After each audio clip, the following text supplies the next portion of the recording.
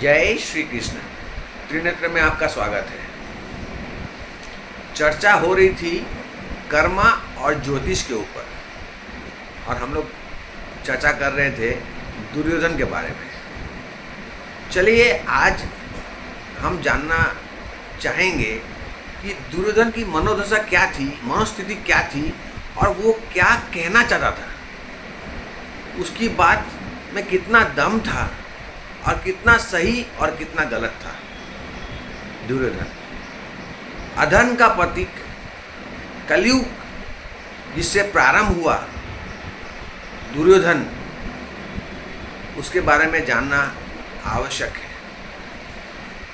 हो सकता है कि कहीं पर हम उनकी बातों से एक मत नहीं हो सकते हैं, मगर उसकी बात एकदम निराधार तो नहीं थी। कुछ कुछ बातें थी उसमें जो हम लोग को सोचने में विवश कर देती है। पहली बात तो यह है कि वो राजा का पुत्र था, और राजा का पुत्र होने के नाते वह राजकुमार बना, और राजकुमार से भावी राजा बनना चाहता था, जिसमें कोई गलत बात नहीं है। परंतु उनके पिता जो थे वे नेत्रहीन थे, और राज्य चलाते थे 4 लोग मिलकर। कौन? भीष्म पितामह, विदुर जी, द्रोणाचार्य और कृपाचार्य। इन चारों ने मिलकर राज्य को संभाला हुआ था, और दुर्योधन इन चारों को पसंद नहीं करते थे। राजा बनना था, और ये चारों लोग जानते थे कि दुर्योधन अगर राजा बन गया तो उनका अस्तित्व भी नहीं रहेगा। उधर दुर्योधन का कहना यह था कि जब राजा का पुत्र राजा बनता है अंत में, तो वो क्यों नहीं राजा बन सकता। परंतु जो विदुर तर्क देते हैं कि यह जो राज्य था उसे संभाल रहे थे धृतराष्ट्र, और ये राज्य था पांडु का। क्योंकि वे नेत्रहीन थे इसलिए उन्हें राज्य नहीं मिला था, और पांडु को मिला था। और पांडु के मृत्यु के उपरांत वह राज्य वापस धृतराष्ट्र को मिला। धृतराष्ट्र ये समझते थे कि वे पूर्ण हक है उनका राज्य के ऊपर, परंतु ये चारों वो नहीं समझते थे। इधर पांडु के 5 पुत्र थे। सच में देखा जाए तो ये कोई भी पांडु के पुत्र नहीं थे, क्योंकि पांडु खुद असमर्थ था, जिसे इम्पोर्टेंट कहते हैं। ये कुंती को जो वरदान मिला था, जिसके फलस्वरूप धर्मराज, वायुदेव और इंद्रदेव के पुत्र थे युधिष्ठिर, भीम और अर्जुन, और अश्विन कुमार के पुत्र थे नकुल और सहदेव। तो देखा जाए तो वे कोई भी पांडु के पुत्र नहीं थे, और दुर्योधन धृतराष्ट्र के पुत्र थे, तो राजा उसे ही बनना था। अब यहीं पर समस्या ये थी, बचपन से ही यह बताया गया था कि राजा युधिष्ठिर ही बनेगा। वो न्यायप्रिय था, योग्य था, और दुर्योधन को ये 5 पांडु पुत्र को वो सहन नहीं कर सकते थे, जिसे कहते हैं ईर्ष्या, जलन, अहंकार, सब कुछ दुर्योधन में था। तो बचपन से ही वह चाहता था कि इन लोगों का अस्तित्व ना रहे, और उन्हें मारने की बहुत कोशिश की, मगर वो सफल नहीं रहा। आगे जब ये बड़े हो जाते हैं, तब दुर्योधन को खतरा होता है पांडु से, युधिष्ठिर से, कहीं वो राजा ना बन जाए। और ये चारों, भीष्म, विदुर, द्रोणाचार्य, कृपाचार्य, भी यही चाहते थे कि राजा बने युधिष्ठिर। इसमें क्या हुआ, दुर्योधन ने बहुत ही होशियारी से कर्ण को चुना प्रतिद्वंदी के रूप में अर्जुन के।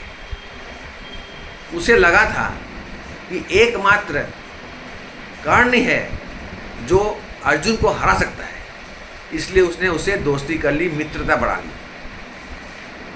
शकुनी उसे धूर्तता का ज्ञान देते रहते थे, चालाकी सिखाते रहते थे, और वो अपनी मामा की बातें सुनता था और करता भी था। दुशासन उसका भाई था, वो भी कपटी था, और दुर्योधन अधर्म से हो कैसे भी हो, धर्म का ज्ञान उसे भी था। वो चाहता था किसी तरह से उसे राजा बनना है, साम दाम दंड भेद। अब इसमें क्या हुआ कि महाभारत का युद्ध हुआ। अंत में ये युद्ध को कोई भी प्रोत्साहन नहीं दे सकता है। दुर्योधन की बातों में बहुत कुछ समझ में आता है कि वह दूरदर्शी था, पराक्रमी था, वीर था। वह खुद बलराम जी से शिक्षा लेके युद्ध करने के लिए भीम से तत्पर था। कर्ण को अर्जुन के खिलाफ लगाया था, और युधिष्ठिर को वो युद्ध में बंदी बनाना चाहता था या मारना चाहता था। राजा बनना एकमात्र लक्ष्य था उसका। तो दुर्योधन में काफ़ी अच्छी बातें थी राजा बनने के लिए। और आज के ज़माने में अगर सोचा जाए तो मॉडर्न भी था, और उसका दिल बड़ा था। उसने कर्ण को राजा बनाया अंग देश का, और कर्ण उसकी पत्नी का सखा भी था, और उसकी पत्नी और कर्ण अकेले में द्यूत खेलते थे, जिससे दुर्योधन को कोई आपत्ति नहीं थी। सोचिए दुर्योधन की विचारधारा, वो कितने आगे था, वो समय से आगे था। उसे पूर्ण भरोसा था अपने मित्र कर्ण के ऊपर और अपने पत्नी भानुमति के ऊपर। उसने सारा खेल रचा, और वह अपने पिता को ब्लैकमेल, इमोशनल ब्लैकमेल या बेवकूफ़ बनाता था जब उसकी बातें उसे मनमानी होती थी। या तो कहता था कि वो संन्यास ले लेगा, या वो कहता था कि वो जल समाधि ले लेगा, या आत्महत्या कर लेगा। और धृतराष्ट्र पुत्र मोह में पागल थे। बेटे की कोई बात उसे बुरी लगती ही नहीं थी। उसे लगता था बेटा जो कहता है वो सही कह रहा है। राजा होने का कर्तव्य निभा नहीं पाते थे वो।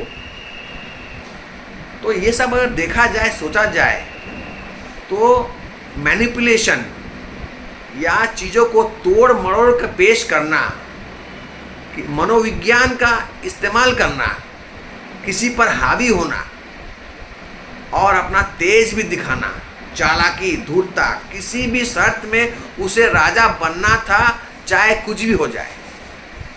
दुर्योधन ने केवल 2 गलतियां की मेरे हिसाब से। एक, वह श्री कृष्ण को नहीं पहचान पाया। स्वयं नारायण सामने खड़े थे और वो नारायणी सेना को चुनता है, नारायण को नहीं। ये पहली गलती थी। और दूसरी गलती ये थी कि जब श्री कृष्ण ने उसे कहा कि 5 गांव दे दो 5 पांडवों के लिए, तो वे चले जाएंगे, युद्ध नहीं करेंगे। अगर वो 5 गांव दे देता तो महाभारत का युद्ध होता ही नहीं, मगर अहंकार, ईर्ष्या, द्वेष, जलन ने उसे खत्म कर दिया। यह थी दुर्योधन की कहानी। आगे चर्चा जारी रहेगी। हम लोग बातें करेंगे भीष्म के बारे में, हम लोग बातें करेंगे कर्ण के बारे में भी, हम लोग बातें करेंगे शकुनी के बारे में भी, धृतराष्ट्र के बारे में भी, और भी बहुत बातें जारी है। कर्म फल आपको प्राप्त होगा। आप जैसा कर्म करेंगे वैसा फल आपको मिलेगा। मेरा कहने का मतलब सिर्फ इतना ही है। अच्छा कर्म कीजिए, अच्छा फल मिलेगा। बुरा कर्म करेंगे, आपको बुरा फल मिलना तय है। आप इसे टाल नहीं सकते हैं। इसलिए धर्म के पथ पे चलिए, महाभारत मत रचिए दोबारा। जय श्री कृष्ण।